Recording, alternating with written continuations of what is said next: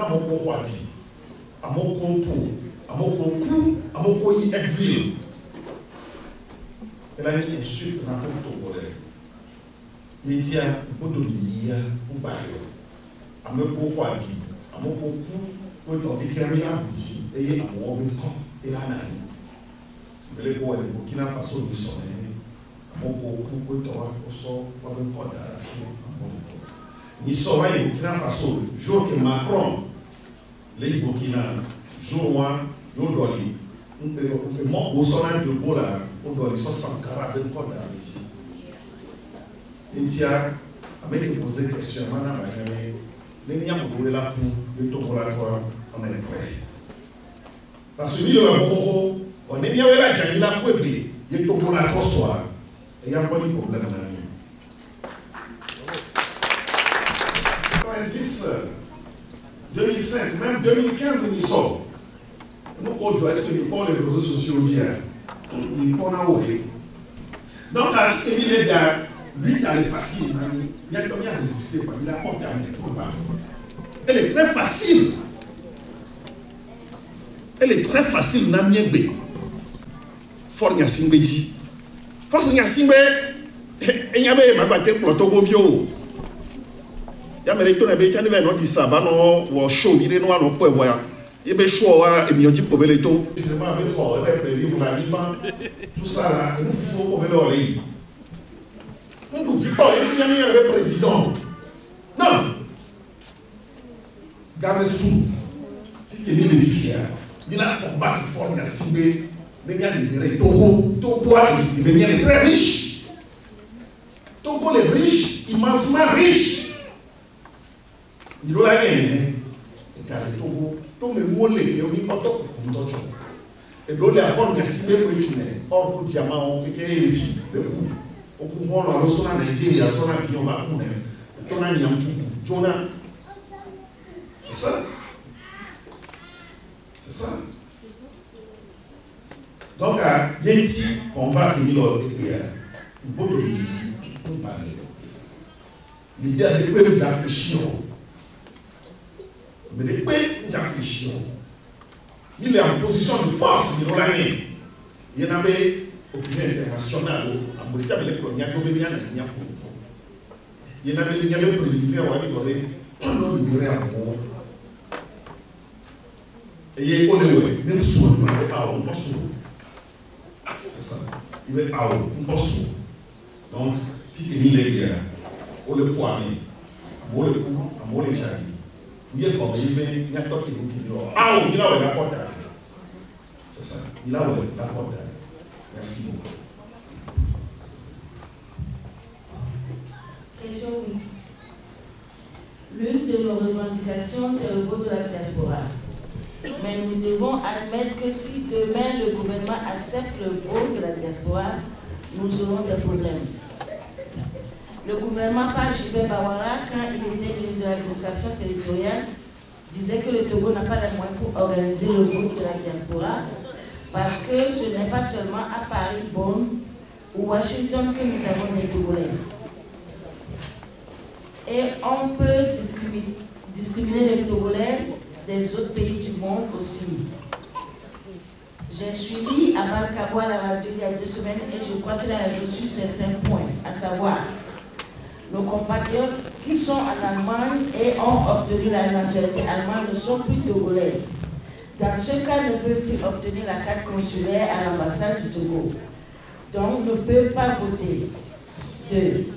Nos compatriotes qui sont dans les pays comme les États-Unis et autres, combien d'entre nous sont enregistrés auprès de nos ambassades et ont la carte consulaire?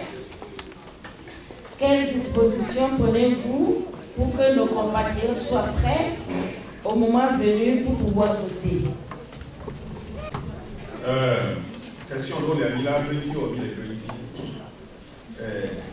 Même bien en réforme. Les formes à joie. Les réformes, forme joie. Et c'est qu'on est là trop serré.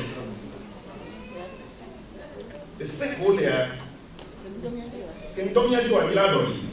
Parce que quand il y avait diaspora, on est YouTube. Donc, on a empêché la diaspora de décourager à l'eau.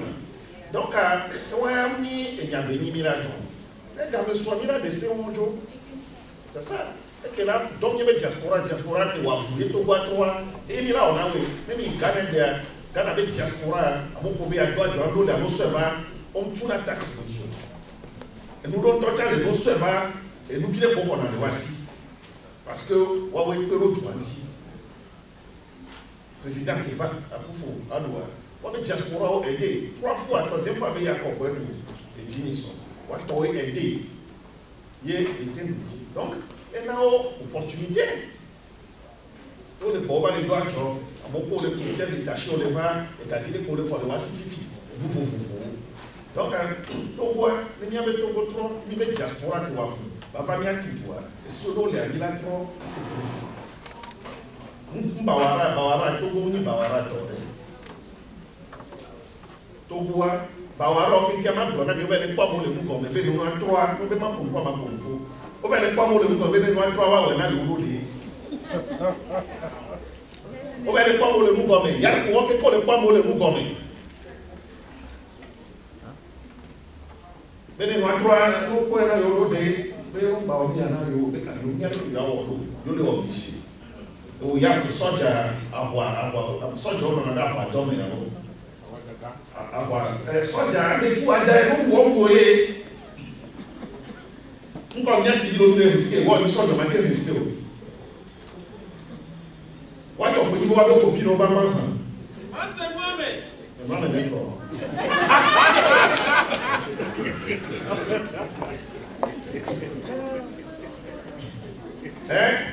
on les Africains bon dia ko na show ko bi yo na ni ko na vont to ni vont to oni et moi qui dit ni le dia manifestation qui ni le wa o le vont ni ko on le vont y avait des organisés surtout diaspora et donc on continent parce qu'on y avait diaspora et même il c'est ça il y a aucun pour les filles avec carte consulaire pour toi. Il y a des Togo, mais avec les Togolais, il y a l'ambassade là-dedans. Donc, il y a ici, Togo, là-dedans, où est le problème? Et il y a quelqu'un où c'est pour nous embêter, c'est tout. Parce qu'il y a des diasporas, les outils. C'est ça. Donc, question 8, merci beaucoup. Question de... Nous avons entendu parler de M. Bokor où M. Bodjona pressenti comme Premier ministre pour un gouvernement de transition. Après leur rencontre avec le président du Ghana, est-ce vrai? D'autres sources Fort est en train de jouer avec le temps et confier le dialogue au président du Rwanda qui prendra prochainement la présidence de l'Union africaine. Étant donné que ce dernier a fait modifier la constitution de son pays pour se maintenir au pouvoir et il est son ami personnel, quelle est votre appréciation de ce scénario? Pour répondre à cette question, je voudrais vous rappeler ici que ceux qui disent qu'il y a une loi de CEDEAO qui dit que 6 mois avant les élections, il faudra toucher la constitution d'un pays. Vous savez, on a demandé à la réunion de la CEDEAO au Ghana, on a demandé à tous les pays de signer un document. C'est fort Yassibé et Yaya Jammeh qui ont refusé de signer ce document. Qu'est-ce que ce gars-là peut nous donner comme exemple pour qu'on puisse respecter un gars comme ça? C'est un faux, il ne dit pas la vérité. Mais si ton respect te dit je t'aime, c'est faux, il te ment. C'est ça. Il ne dit jamais la vérité. Et aujourd'hui, Yaya Jammeh est parti. Bientôt, Fort Messi aussi va partir.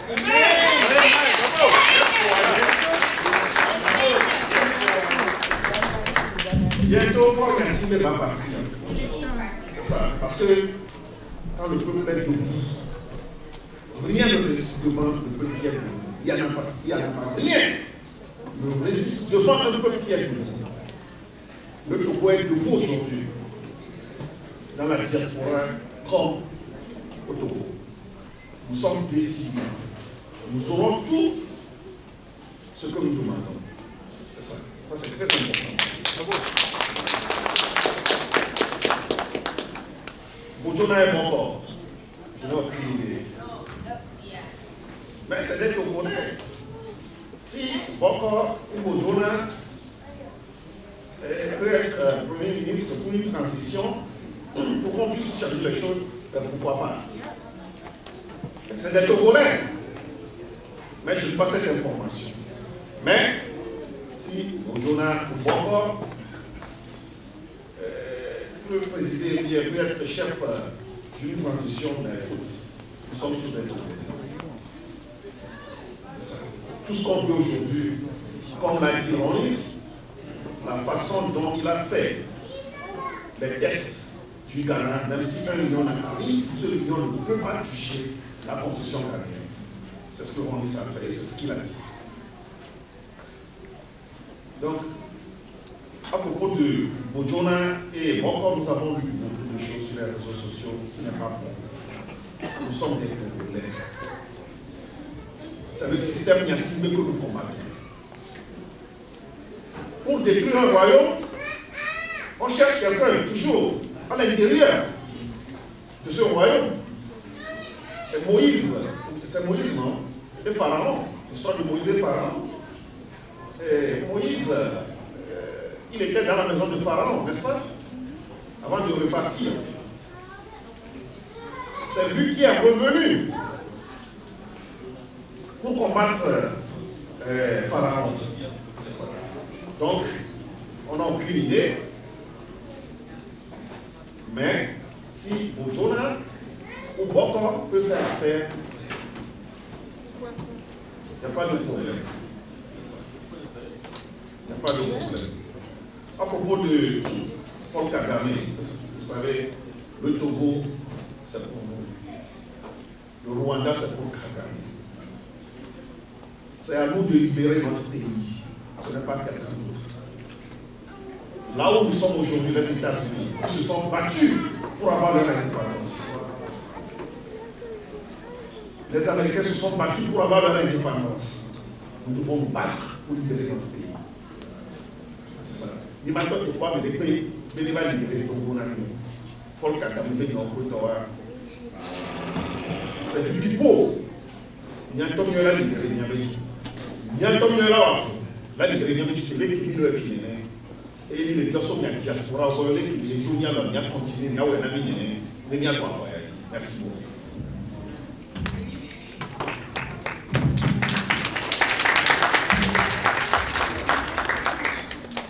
Dixième et dernière question de la liste. Les États-Unis d'Amérique ont 2 grands partis politiques, avec une population de 325 millions au 7 décembre 2017. Le Ghana a 2 grands partis politiques, avec une population de 29 millions au 4 décembre 2017. Le Nigeria a 2 grands partis politiques avec une population de 191 millions au 1er janvier 2017. Le Bénin a au moins 200 partis politiques en décembre 2016 avec une population de 11 594 et 190 en décembre 2017. Le Togo a 111 partis politiques au 25 juillet 2017 avec une population estimée à 7 883 au 6 décembre 2017. La source, c'est United Nations Department of Economic and Social Affairs, Division. La première question. Pourquoi les 14 partis de la coalition ne peuvent pas se fusionner pour devenir un grand parti? Pourquoi c'est seulement dans les pays francophones que nous remarquons la prolifération excessive des partis politiques?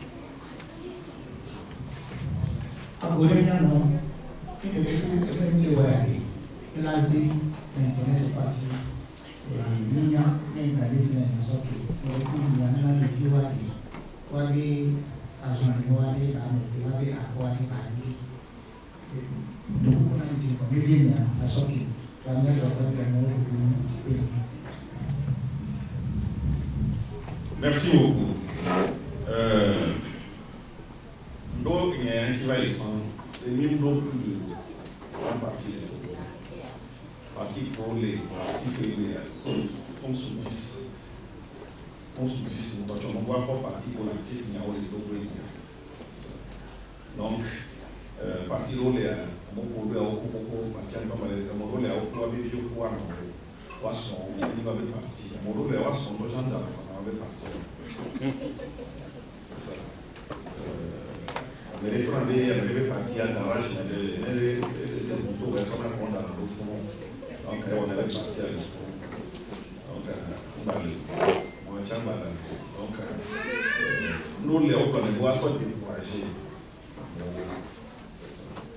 Donc, soyez dire, nous avons forme de fifier. Togo, on a rencontré surtout diaspora, on a donné à notre junior. Au moins, il y a 14 parties au Béjou. Même les Malais, il y a jamais les seigneurs, donc l'intérêt national ici, il y a un fort. Mais qui pose des questions, il dit, nous, on va payer francophone, parce que parce que les partis les vents, on a son Ghanais, Français, on avait au gouvernement d'union, mais on est qui vont partir, elle a affaibli. Donc, les partis de la faiblesse, ils ont été motivés, non. Donc, un système que les villes ont été mouvants. Nous comprenons les anglophones encore. Les francophones encore. C'est ça. Donc, il y a un niveau de démocratie, un niveau de moi, qu'est-ce que là actuellement, Bénin est en train de développer. Actuellement, Bénin n'est pas vraiment. Elle est étudiée, les développements. C'est ça. Donc, merci beaucoup. Il est joué, il est formé. Et les livres les jours africains, il est là pour mettre le matin. Merci beaucoup. Alors, si vous avez des livres sans, mais voilà en deux parties. Avec vous soumettre une question et opposer. Mais avec vous, question de là, il y a aussi son bagage, on y a qui a l'eau, bien on y a encore le tirage en eau, il y a voilà son bras.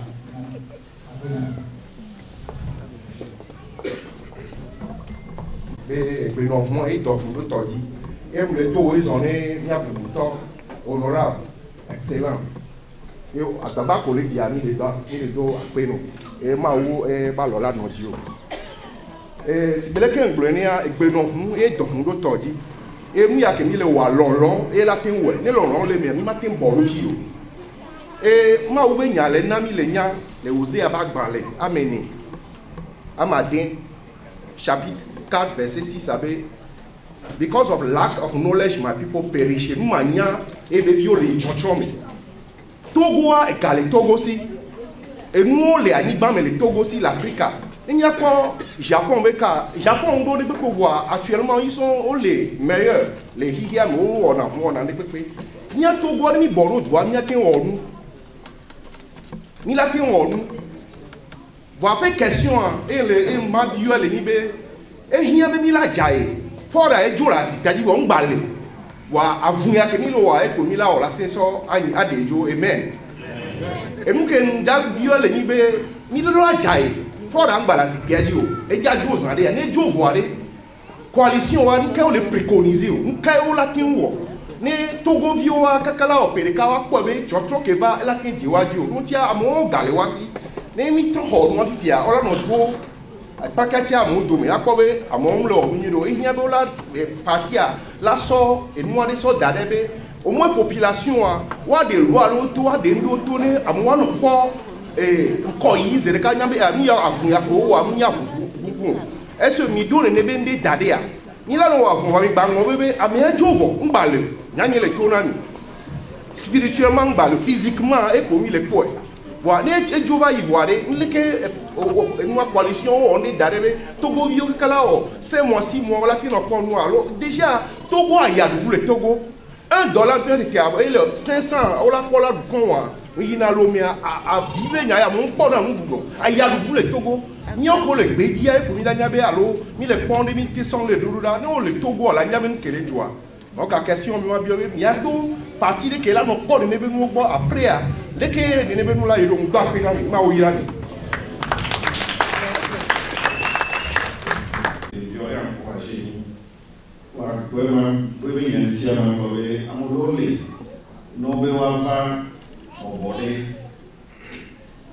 marche que l'on avait, le voisin, il y a appris, pour la polo, et nous, mais, quoi le problème? Et je vous mets même, à mon collègue, on les a les caméras. Il y a appris, encore la veille. Na kwa munyo wa mkola wewe ya mino na lo ya movana o do problème o yo na mi be o kwa parler ici l'aéroport et il me va filer ka mi ra intervenir wa ni bilo o yo wa mi pona o bilo o yo no ka bien mo o le va ya de wa ya movana fon de ko no le o tu le toi non yi no lo tu wa o la so do so sa le gars ne be et tu as dit qu'il lo sacrifice contribution à mollet on a risque quand on a dit à lui va on peut voir joga on joga wa diaspora teke pour les gars na ne ko ko soir à mon compte on a pas au mais alors Atlanta on pomio on m'a pas de repos quel va monsieur là sur le pour voir au bon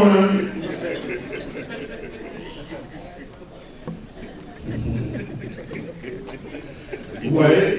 Donc, les siens, bien sûr, il y a le petit, il m'a globé, il y a Fofou, il y a Tobi, il y a Québecois, il y a Otoswenti, et conseil de Nani, et Soussoué, il y a Otoswenti, Kokoko, les formes du Bria.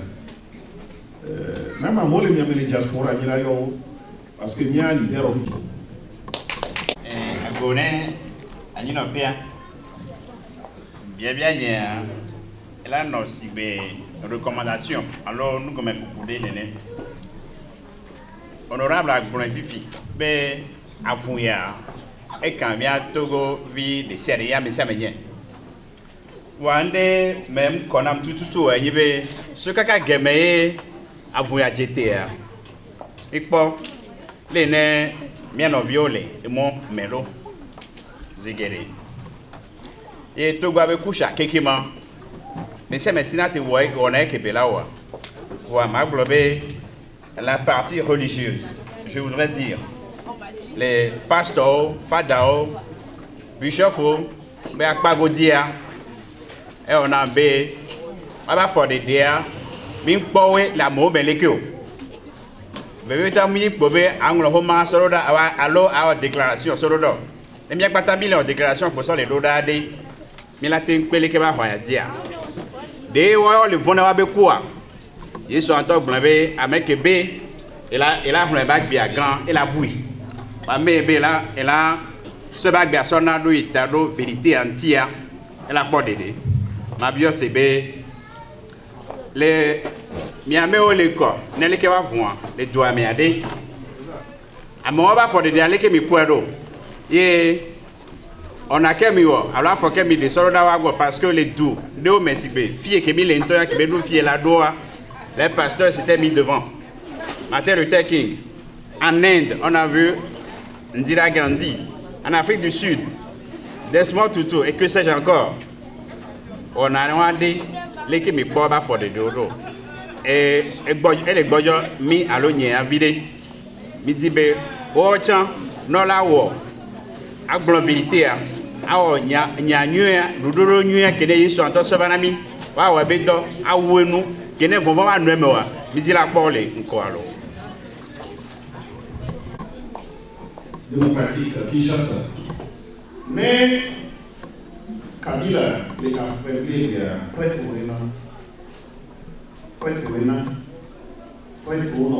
ouvert. Si vous voulez pour les gens, il y a un moment pour les moyens, on va tout le voir. On va aller chercher et on peut aller chercher le forme. C'est ça. Et faire la rôle et on va chercher nos innocents. C'est ça. Donc, on va tout le voir. Seulement, les qui viennent nous. Le premier politicien qui gagne ici, c'est Jésus-Christ. Jésus-Christ est un politicien qui est tout. Il y a un politicien. Pour la ligne avec l'ordre social. Ou avec l'ordre social, avec ce soit de trop simple. Et il y a un problème politique à Chine, il est d'accord. Jésus Christ est le premier politicien. Moi, je vous donne deux exemples. Il y Quand on est en prison, mais il y a des Américains qui ont torturé, ou on fout. Il y a des jeunesses qui c'est divin pour les jeunesses. On a exilé plusieurs fois. On va américain. Et l'Amérique, quand on plonge, un citoyen qui est en Amérique, les familles, parce que nous sommes en Amérique, on va américain, mais non, je vais encore repartir. Parce que le doc est dit, il doit terminer. Il doit terminer, il y a des les politiques, ils jouent, il y a des matériaux. Il m'a dit, il y a des gens qui ont fait Milano à l'est, il y a qui sont bien fois, il en a d'autres sous la nuit. Là où on dit, on marche d'accord, on doit, les sont, il y a des petits programmes, donc on y va dire, on va dire, avant son matin, la casse, on doit, il y a d'autres rooms pour veiller, on va veiller matin,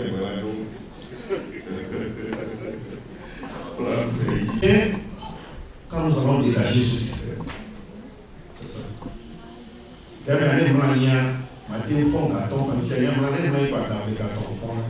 Parce que les magos, on va aller dans le sang pour faire les gars. Donc, il y a un étage bétamé, et les boulets bananiers avec un crayon. Alors, les carams, on va partir avec les boulets là. Donc, on a un peu avec un bientôt, on va le prendre. Donc, on m'a donné, donc, on m'a dit dans notre fond. Donc, on a des politiques ni chouïa, ni matin, c'est ça. Donc, nous allons libérer tout. Les politiques ni chouïa, t'as vu un bac de matin, folie, t'as liberté, bac de matin, à mousse d'eau close, Félix, à Mégan, à mousse, on va voir ça. Il y a un envie de cahier, il y a un voyage, il y a un voyage, il faut voir. Donc, il y a une procédure dans le Ghana. Il y a un lobby là, il y a un lobby là. Mais c'est pas pour les gens. Il faut qu'on faille. Il faut qu'on faille pour un bon pouce. Donc, il y a des problèmes. Il a terminé à voir. Il a déjà terminé. Il a gagné. C'est ça. Parce que le petit jeune est venu à son yabac, sur sa foi, il a il y a une chance, il est très jeune. Il est très jeune. Il y a un faux il y a un Canada, on va parce que c'est aussi. Donc, mais d'après nous, il y a les lodis, il y a les soutenir. Merci beaucoup. Si l'Atlanta arrive à avec beaucoup d'eau, on dit on a un peu de temps, on a vu on dit à son pays à son antique pays. Avec il a été son Ghana, avec il a été son Mona, alors avec il a été son il a été son coalition avec beaucoup d'eau, il m'a dit. Et deuxième chose, on a le football et nous poser des questions au football parce que nous pouvons y jouer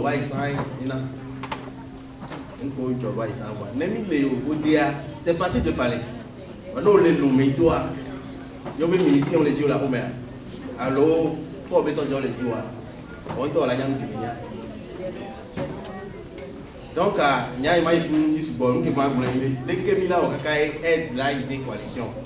Deuxième chose, nous qui avons pensé qu'il y a un pays, il faut que nous ayons des coalitions. Donc, il y a un je vais gagner pour la globe ou régler un bobé pour la cibelle naïve. Non. Fifi, il y a quoi dans la cibelle la touée.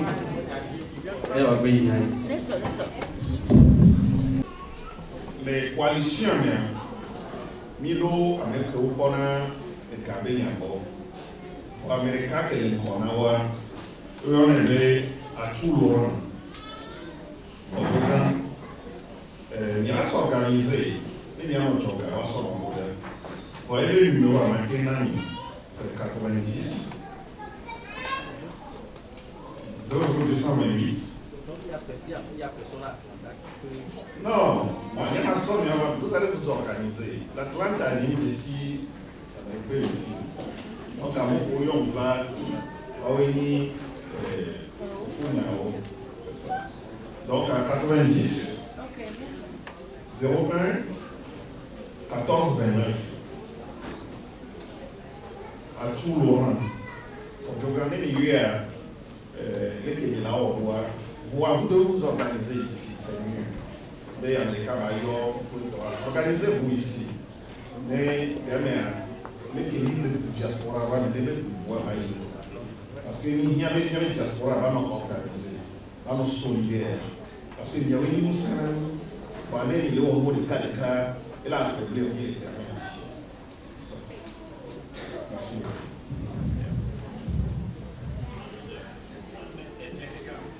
Il y a un qui est bien là. Ne vous rappelez, ne vous en hein?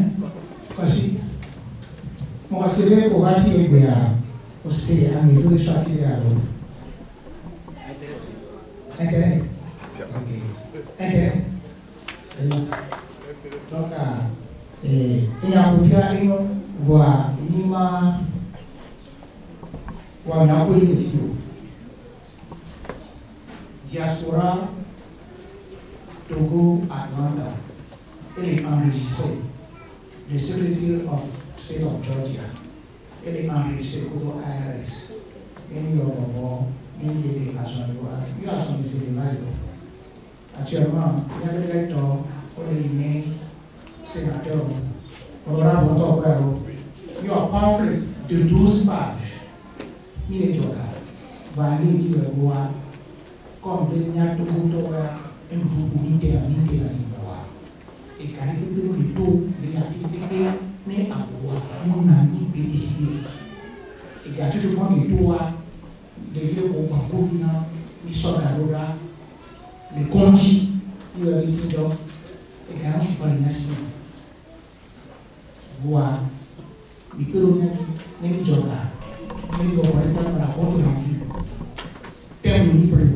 Soja ni soja no marché wo ni ke ko to na ba de ni soja fia era di que wa ami muni diaspora Togo Atlanta alors que sur internet là le suivi numéro politique email politique mo ji ne ba wo kwa na ko alors politique que wa ami to de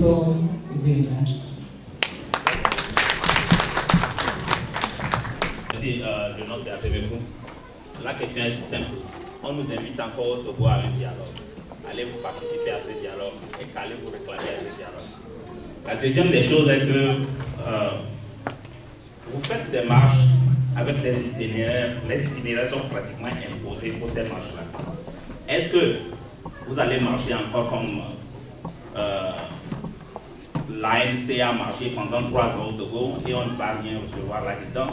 Si c'est le cas, arrêtez les marches autant maintenant que de continuer. Parce que finalement, quand nous sommes ici, on pense que c'est une perte de temps de soutenir un mouvement pendant 5 ou 20, 25 ans et avoir le même résultat à la fin. Et jusqu'à présent, les résultats ne sont pas à la hauteur de l'effort et des vies que nous avons perdues au Togo. Est-ce qu'on veut casser encore des œufs et ne pas faire d'omelette? C'est la question que je voudrais que tu retournes à tes camarades des 14 qui êtes ensemble dans ce groupe. Parce que si cette fois il y a encore échec, il sera très difficile à tout Togolais ailleurs de vous supporter. Merci.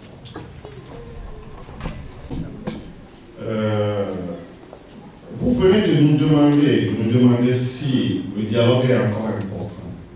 Même en pleine guerre, on se parle. On va à la table du dialogue, de négociation. Le dialogue, c'est pour les forts. C'est les faibles qui n'aiment pas le dialogue. À Huawei, on a dialogue. À Huawei, comme le comment on dialogue, dialogue, il y a là où il y a le dialogue. Votre dialogue, il y a des problèmes. Nous, quand on est au Togo, 90 000 plans de soins. Les premiers mots, Obé, Ghana, le président Dogo Kumi, le ministre de sécurité et Dogo Kumi, il posait bien des conditions, mais qu'un bon dialogue avec un homme il est quoi, et les gens. Malam Boda Simiso, les Tara, faut bien si nous l'on peut lever à l'idée. À cause de ça, madame Moitia, mais Guinée le président, il offre la forme de son téléphone. Oui. Vous voyez? Donc, être bien, il faut aller pour imposer la Nigeria. Non, on discute. Même, samedi passé, il y a d'autres pour la tournée. C'est ça. Donc, même leur marche, non, c'est différent. Être bien, c'est la communauté internationale qui nous demande de discuter.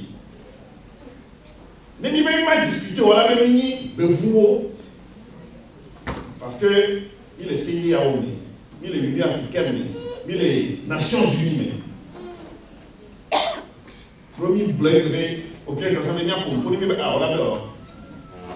De vous nier. Vous voyez, de mes peuple togolais, sympathie. Au plus international, sympathie d'un peuple togolais.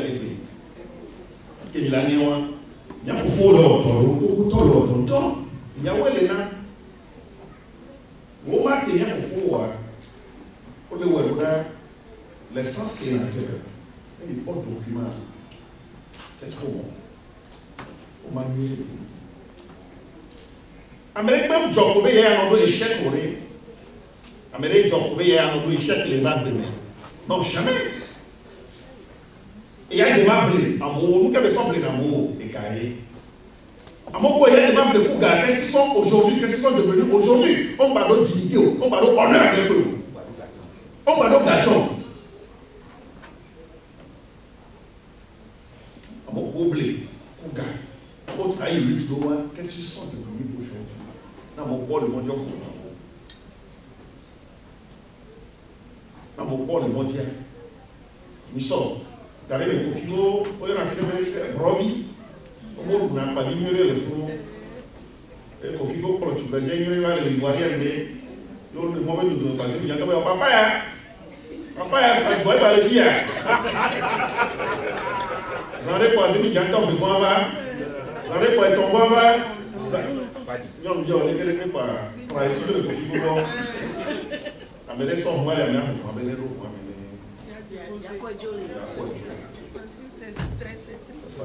Donc, fille qui est bien mis les biens. Il a mis là au Togo. Dans le Togo, il a dit Togo ne peut pas m'empêcher. Marche qui c'est une force. C'est une force. Et il y en avait, à mon plan, on avait. Il y a une violence qui est au nord. Moi, dans le sympathie d'un peuple togolais. À Messia, mais les commis, les on ne marche pas, RFI les boulets. TV5 les boulets. Africa 24 les boulets. Al Jazeera les boulets. CNN, à Messia, mais les boulets. BBC. Mais ça embête ce régime. Ça embête ce régime. C'est ça. Donc, mal rassuré. Il faut que bien mais au moins au plan de nous soigner. Madame, il y a un exemple, il y a deux Jésus-Christ au livre. Nous sommes sortis de Béwa et donc peuple togolais. Voilà, vous allez me voir. Et tu peux aller au Kremlin, vous allez dire, vous allez aller d'accord. Vous allez dire, papa est dans le volet, il est bon. Vous allez dire, vous savez parce qu'il y a tant de gens qui peuvent monter. Oh, vous savez pas mettre en main. Voilà, nous sommes Jésus-Christ qui est fort de la joie. Mais tu auras la fonction de 92 années, qu'on soit pas. Donc, Dieu le dit, Jésus-Christ est là. C'est ça.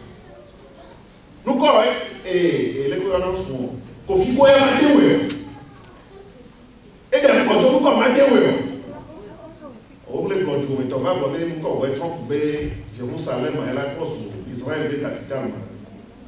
Oui, dans le contrôle, on va aller dans Trump dans l'Amérique.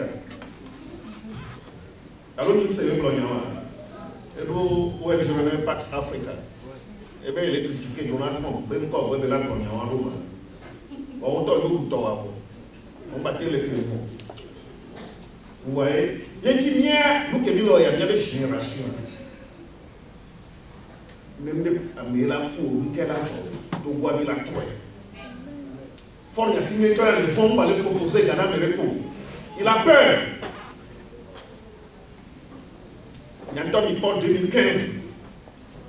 Que nous avons sans les réformes. Il y a une fois, il y a une femme, il y a une erreur, on vient sortir. Il y a un vieux sorti. Parce que même la francophonie, on a mis des fichiers à nous.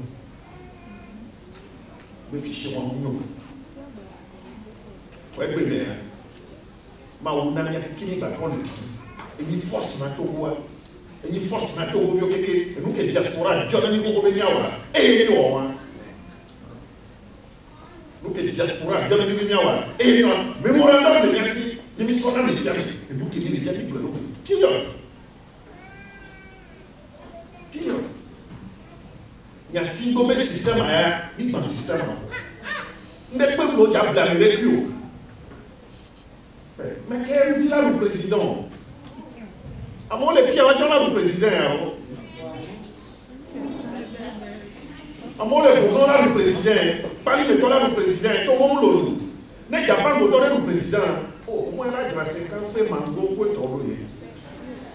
Non, mais quand on est le président, mais elle a 3 sites touristiques. Il y a un nom de la putain, il m'a envoyé sur la ignoré. Ben toi.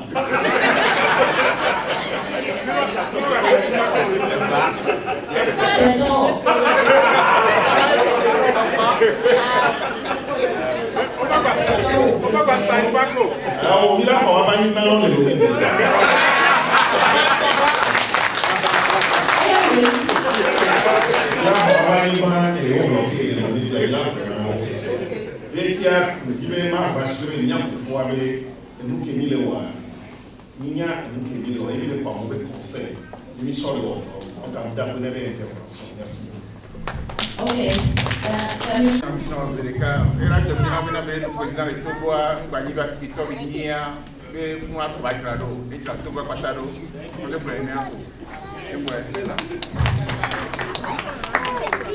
Merci beaucoup.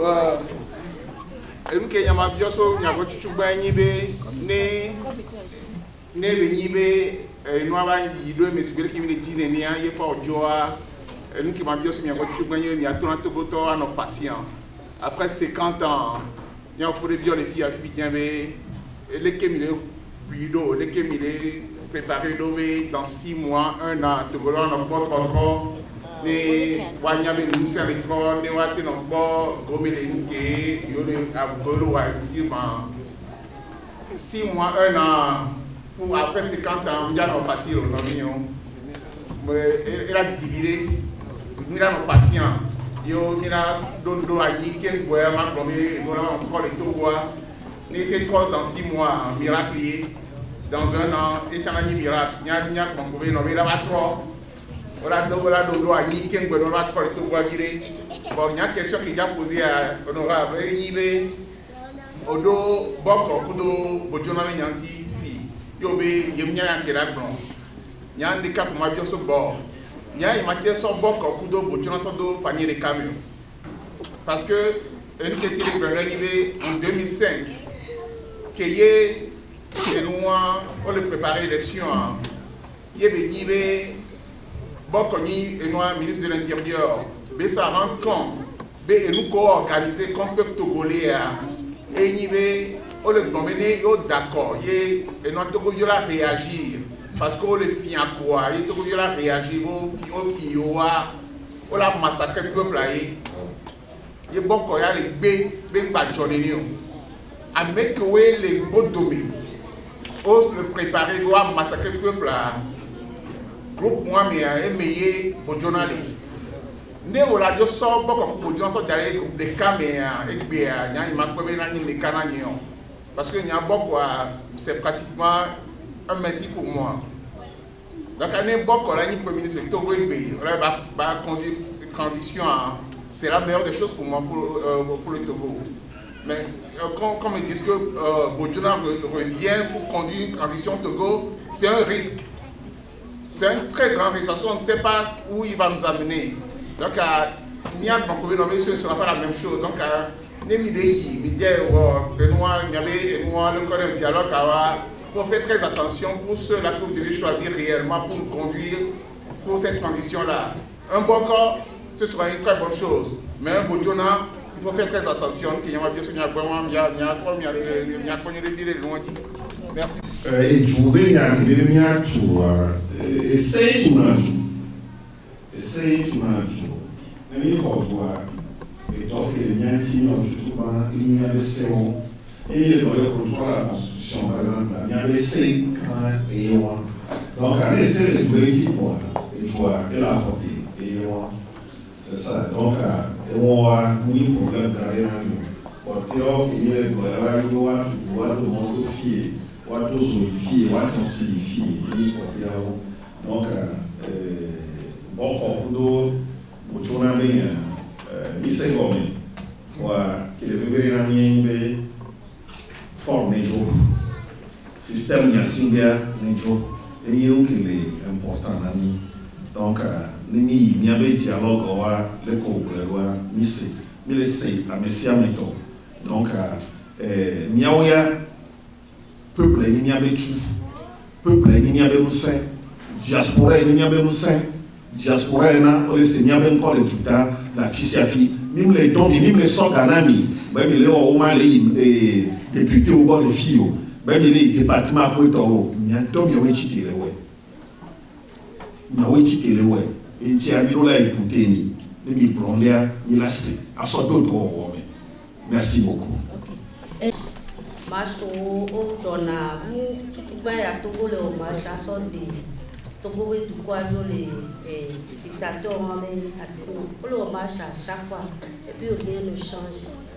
Donc la question il y a les mbena avec marche que mi le woya wa les changements de Pembava dans les jours à venir est-ce que l'opposition est au plan B que la nabe Ola tem bani oho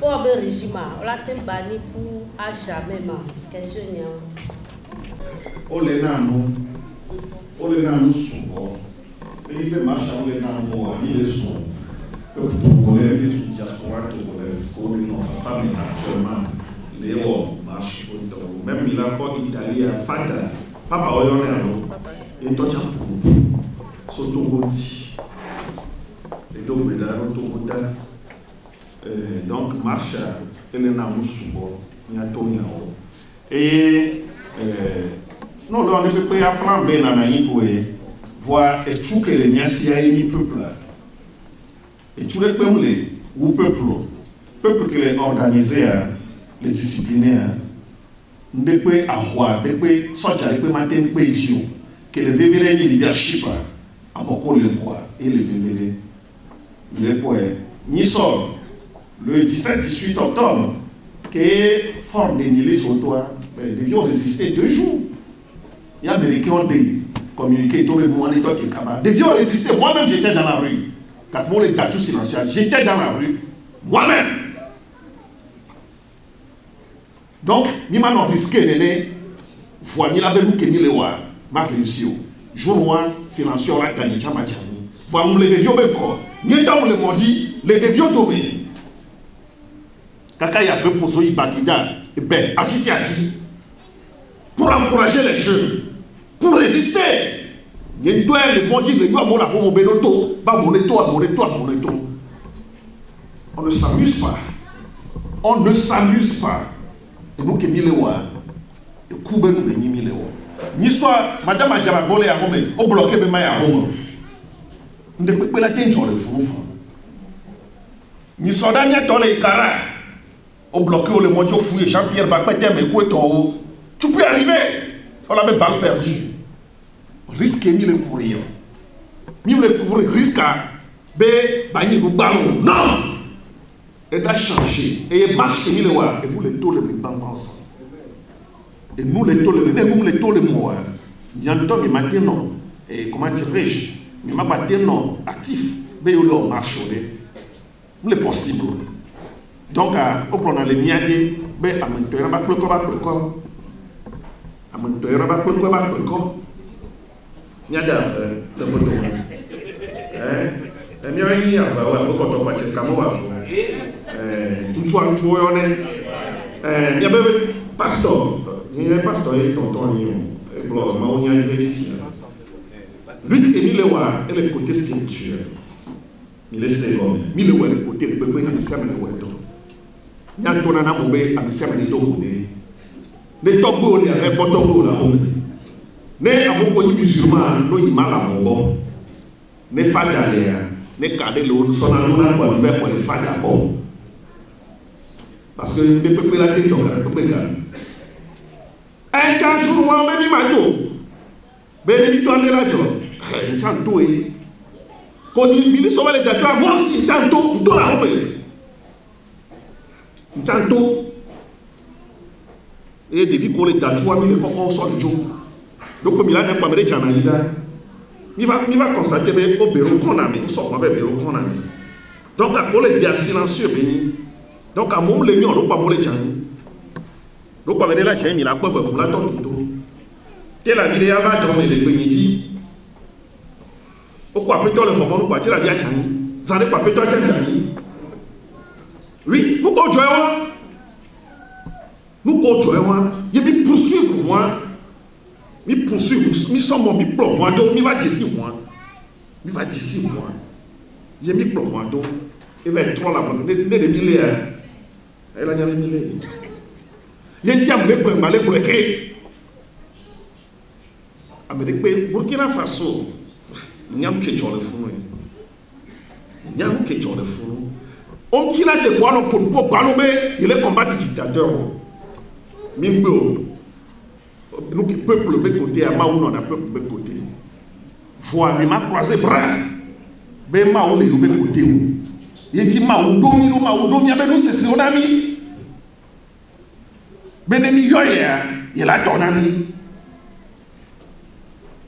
Ben Yoya, il a ton ami. On tient les tombeaux, j'ai un tombeau, oui.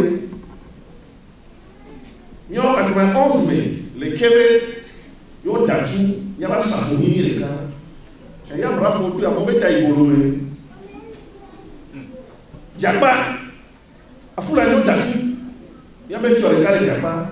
Il y a un bravo, il y a un mauvais taille. Kaka soyi, ne ne bɛ mɔgɔ ma, mi ma den na nya kɔla se, nya su wa ale nya wuli nya b'a ko na jo, awo ya ma den jɔ, ma o domi, bɛ mi awa awɔ ye, mose a awɔ a bɛ kudo fara wɔn, e bɛ du fara wɔn ti ye, enu kɛlɛ jɛ ka ko mose gbankɔ fara wɔn, e do afi yɛ Israɛl di o le su mose bɛ enu le ti kɔ na yo. Et surtout pour les soldats, Pharaon ne s'en va pas. Il y a pas de la poubelle de tout le monde là où il y a sous. Non, il y a la semaine de peuple. Foi, la bioma au courage. Bioma au courage. Kudo et humilité, kudo sagesse, il y a sorte. Ma ou bien et fier Salomon, le loup qu'elle les dit. Salomon tourne les dit encore. Nous avons un sort pour dire. Bon, les Bibles américaines, Salomon est le plus riche message aussi. Oui, mais il y a un peu de les Bibles. Alors, d'ailleurs, c'est ça. Il y a un peu de on a la caméra va passer pour nous.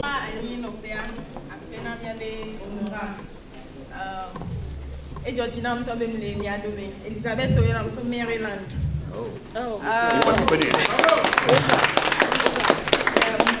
Parce que nous l'avons supporté, il y avait honorable.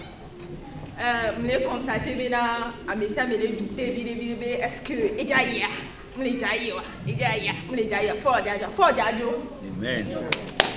depuis 50 ans, ma famille a Singbe. Et totero moto play pendant quoi? Alors, et totero asimebe les play boucle bois. Egbea, yen tok pa bena asiki agere si donc e va le dynastie na mi a tokoto we bena mi gbale di nyansingbe o. Ke mi a tokoto mi si tere mi gbale di nyansingbe o wa. Nyansingbe a java ya kome. Muni parti politique we si tere na muni wa we le yo mi va mododo di mi a to we le mododo di parce que mi gbale di nyansingbe o. Mi le di bena ne mi yi mi abe dume. Mi le di bena mi Togo, ne mi so affaire de soya, mi le di bena marché, affaire aller réussir na mi. Et ti kona mi bena mi le uglomboa parce que mi abe prometteur, on peut donner wawa. Mi te le réussir les filles. Et ti kona mi donc à 50 ans que Nyasingbe noisi beadia que mi on mi le téléfie gbea. Yebe toi mi le diaspora Nyasingbe va le amebola li président. Les filles, ni nos ministres, ni nos maires, ni nos présidents, ni nos directeurs, que mi so a Roya, ne Nyasingbem Joa, mim le jatote. Et on a fait Ok. Il y a une partie politique, c'est le Togo. Nous connaissons une partie politique. Mais partie des leaders de Wamistek et la peuple pour les remonter cette fois-ci. Les leaders de Wamistek et la peuple pour les remonter. Et c'est clair. C'est clair. Il y en avait, il y a un coup d'arrêt, il y a un surveillant de Siamé. Il y a un WhatsApp d'arrêt. Il y a un surveillant de Siamé. Oui. Il y a un parti, c'est le Togo. C'est le Togo d'abord. C'est comme ça. D'accord. Doña été Kafuna avec courage en 2007. Et aussi des Kabamia, déjà il y avait une députée. Et il y avait rencontre que ce soit son nom. Il y a un peu on a mis dans la critique. Au plan de vie, il y a des gens au bas de vos foulées. Ma blanc, il y avait une liberté. Liberté, ancien directeur de la crocodile. Il m'a dit aux questions. Quelle société civile a joué? On a une action sur les 5 millions. Quel jour, nous voulons voir les 14 partis politiques. La société civile a été quel jour? Link que non, il y a domicile, quel est job. Donc, il m'a sorti à une intervention, voir, mis les cafous, il y avait les autorités, il y a jamais les mots discrètement, et du courage, il y a le courage, il y a le courage, merci. Yo, d'après la mienne, il faut mi ploniado vai 2006. Nyam ben to cha ai baba de otona et yo mia fofore ben ko foli ka liberté et vient subir les français si les filles ta vi o cha wi amo ke ko ko mi ora vota Bertin il y a des Togo il y a des Togo il be ku be so beaucoup na mi le Bertin be a ku re mbe ti be ku wa nyima tengula les filles wa Togo ti be ku moyen les dix moyens à libérer Togo et Kouvané. Nibé Yabou, Bertin, c'est un gars très intelligent, dynamique, et d'oppresse à l'époque. Voyant libérer Togo, il me fait coup. Même chose, Davio, Félix, Claude, Abessi, et Vincent Tokoufaï. Je me suis beaucoup. Nyamoko la créé un souk les là. Parce que autour de mon sous-bord, empoisonnement, nous pensons. C'est ça. Garou mon mina n'elle qui a yon vieux, yon ami. Yon ami. Ben, tonton, fika Léo. De bien vivina. Tonton, fika Léo, les gars, boy. On l'a eu 23h ou à l'autre minute. Bon, le bébé, il y a un pour gantrer pour un bateau, non.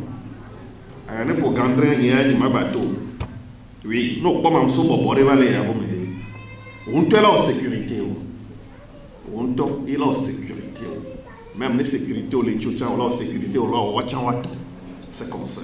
Il y a à mes sous-bords, couler, il y a dormi. Les miens baignent à yami. T'as vu, mais ça m'a pas fait pour huiler. Gardez les couilles, on les offre feuilleton. Amour, la home et les bonnes télévisions. Et bien, Toyota, tu bobo. So, voilà ta vie au lac. Ta vie au cou, voilà ta vie au lac. Bertin cou, va Bertin lac. C'est ça. Mais il y a mon domi sur bébé. Mais mi quoi, Togo la toi, il y a bien encore là. Il y a mis la pesée. Milo Russia qui milo y Togo la toi. Il y a mis les tomates de bébé. Il est tout le monde est bébé. Il y a trop de bruit. Et trop de chevaux. Donc, comme il a achevé, nous qui mis les rois, et pas. C'est ça. Et nous devons avoir dialogue, on l'avait imposé. Non. Fort il y a signé un côté que Jésus-Christ, ça suffit. Mais les bleus, Jésus-Christ, c'est un poids. Il faut le savoir. C'est un poids. C'est ça. Les Yovobo, département, les filles, Élysée, Djambois, c'est un poids. Les appareils les Togo sont poids. Il y a qui ont sorti un poids. Coalition UEB, Kakaka, yo le dit, yo tombe. Jésus-Christ veut sortir qui boit et affaiblir Fonia Simbe. Les miracles, les unes la vie, c'est ça. C'est un acte courageux qu'il a posé. C'est un acte courageux. Parce que là, on signé accord pour d'autres Jésus-Christ, on respecte l'accord comme il a signé quoi, mais il y a donc confiance dans Dieu. C'est ça. Mais comment on a donc confiance dans Dieu? Mais comment on a confiance dans Dieu? Il y a une société civile, société civile, les gens les pandés à Djaré, mais je crois que il y a peu de moyen on a doit docteur il y a un professeur Doucet il s'organise aussi. On les s'organiser. Ils sont là, il y a une manifestation la paix va pour empêcher voir. Ils s'organisent toujours. Donc on y a un donc merci beaucoup. Souvent, les communautés francophones d'Atlanta, ils communes. Les diasporas, ils communes. Les que nous sommes avec les nos filles, les bébés, nous avons mais les gogos nous voient et nous veillent. Dis-moi toi si. Chuchukman, et je dis honorable toi si Zandéa. À quoi que mille oa, bon, moi, mais pas quoi. Nous luttons avec les forces des ténèbres. C'est très important. Nous sommes conscients. Et nous avons bébé, on a que mi oa, mi toi y kudo chochi. Et mi abe tarudi noa, et moi, mi a wa avec mon bon chuchukman. Ma oube, mi a sort, mi a prend position à royer tobeni. Donc, bébé chochi abe tarudi noa. Et puis, avec un programme, on voit programme à l'échochi, on va prier les programmes à mais attends, mais midi avec un programme à Asso, un programme à Boajo, prier à Mia Poto, Norway, Garcia Game. Et puis, quand on dit Mao, la Pédumia Timila, Miawadi. Et nous venons, nous avons nommé les cambios en DAB, et les gens ont contribué à Pédo Diaspora, qui va y aller que là. Et nous avons nommé Momo Adentine. Et nous venons que midi Miawaïbe. Mia adwasi gome mia pedo diasporanti tutu ba mi on to mia be wona le fi azanzan beni e hoya ke mi ho azanzan e wona le mia ti fufu ne mia te sono wo organiser mia be dodo enti amila dasi gome mia be dodo ke mi do mia sortir au moins 1 million de francs CFA et les $2000. Ne miate sordo da hwe akpedo mia no bionti entia ma bio so mia no video bola do mia mezande ola nonko ne ke le mia si en liquide mia so doit mame avec que la te mon chèque wa mon chèque au nom de la diaspora et ne ke mi jo